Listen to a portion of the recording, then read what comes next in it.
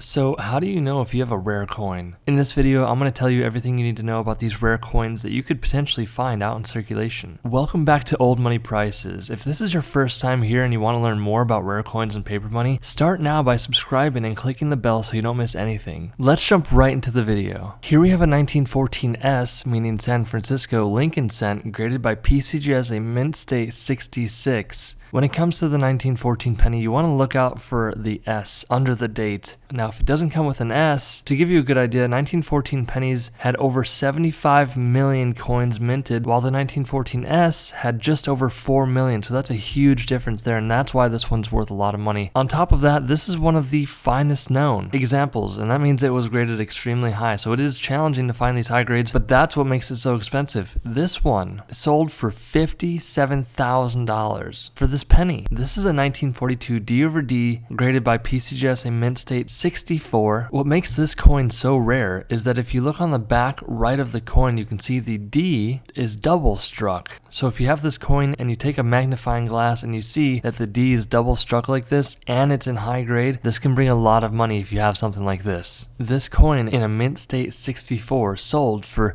$17,300. Absolutely crazy for this coin. Up next, we have a 1932 D Washington Gorder graded by PCG as a mint state 65. Now, what's so important about this coin is that it's a key date. There's going to be certain coins that have key dates, meaning that if it's a specific date, that date's worth more than any other date. Now, you can see that D mint mark on the back bottom of the coin. Make sure that if you have a 1932, you're looking for the D mint mark because this coin only had 436,800 pieces minted for this specific year. Now, to give you an idea, most coins had millions of them printed, tens of millions, and sometimes even hundreds of millions of coins printed for specific dates. So definitely keep an eye out for this. And this one, graded by PCG as a mint state 65, sold for $25,850. Here we have a 1965 struck on a silver planchette Roosevelt dime. This one graded by NGC, a mint state 61. Now remember, the highest grade you can get is a mint state 70, that being a perfect grade. So if this was a 70, it'd be worth even more money. But what makes this one so valuable is the fact that it's struck on a silver planchette. The way to tell is by looking at the side or the edge of a coin, and if it is all silver, it's going to be a silver coin, and if you can see a little bit of copper, that means it is not struck on a fully silver planchette like this one is. So this coin sold for $4,715, so definitely keep an eye out for any coins that are struck on a silver planchette that are going to be worth more money. This is one of my favorite Lincoln head pennies. This is a 1955 double die obverse cent. Absolutely crazy how dramatic this is. Now typically when you have double die obverses or reverses, obverse meaning the front and reverse meaning the back, it's not going to be as dramatic as this. Sometimes it's doubled very closely, so it almost doesn't even look doubled. But because this one is so obvious and because the grade is so high at a mint state 65 plus graded by PCGS, it's going to be worth a lot of money. So definitely, especially this key date of 1955, keep an eye out for any doubling on the front of the coin. As you can see at the top, In God We Trust, Liberty, and 1955 all have that very extreme doubling. This one sold for a lot of money, guys. This one, if you have anything like this, especially in high grade, good condition, definitely consider getting it graded. This one sold for $114,000. Absolutely mind-blowing. This is life-changing money, guys. So be on the lookout whenever you're going through your spare change. Here we have another 1965 Error 10-cent coin struck on a 90% silver planchette, graded AU58, and it's cleaned. So these grading companies can tell if you clean your coins, and it's going to dramatically decrease the value of your coin. Definitely do not clean your coins unless you are an expert, because it's going to decrease the value. Make sure you do not clean your coins, even if you think that it's going to make them look better. So this one sold for $3,450 for a dime that this person probably found out in their pocket change. Here's a very rare 1958 double die obverse cent, graded by PCGS, a mint state 64 red. Red meaning the color of the coin. Now if you look at the date on this one, you can tell that compared to the 1955, it's not doubled like the 1955 was, but this one has that doubling on Liberty and In God We Trust, and it is pretty dramatic. It does stand out quite a bit. That in combination with the fact that it was graded so highly by PCGS is going to be the reason why this one sold for so much, and the fact that this date, it's a key date, right? It's very rare to find this date, especially with the doubling and especially in this grade. All of these factors contributed to the fact fact of why this one brought so much money. According to the PCGS population report, there's only 3 of these graded this highly. Even in the low grades, they're still going to bring money. This one sold for $336,000, and that's because